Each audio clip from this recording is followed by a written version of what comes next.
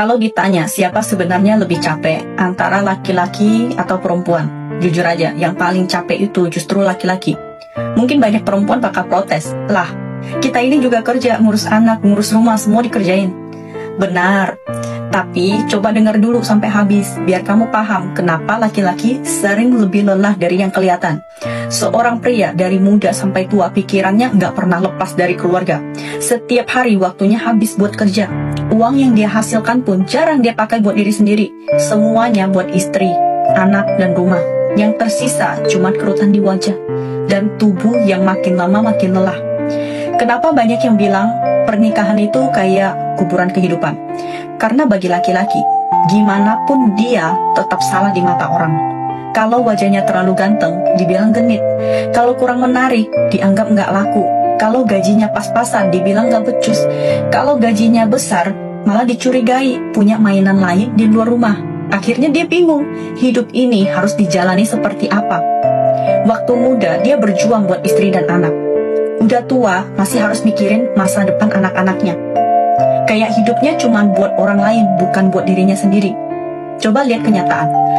Kalau keluarga hidupnya susah, yang disalahin siapa?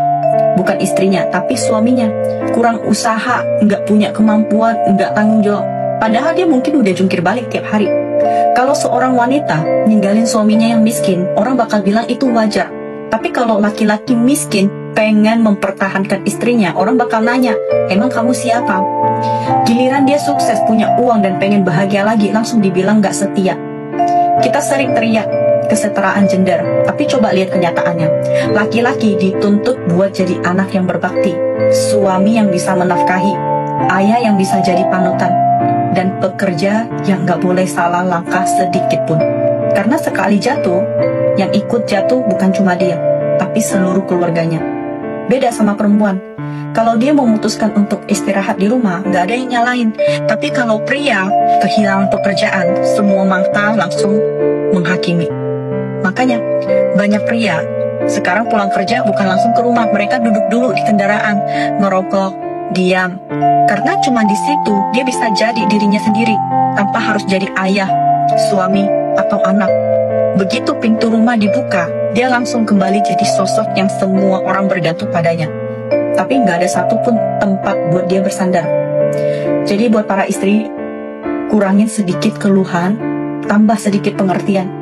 Dia mungkin nggak selalu romantis, tapi dia capek bukan karena nggak cinta, melainkan karena terlalu banyak menanggung semuanya sendirian. Berilah dia sedikit perhatian dan dukungan. Jangan sampai orang yang diam-diam berjuang untuk kamu akhirnya mati rasa dan berhenti peduli.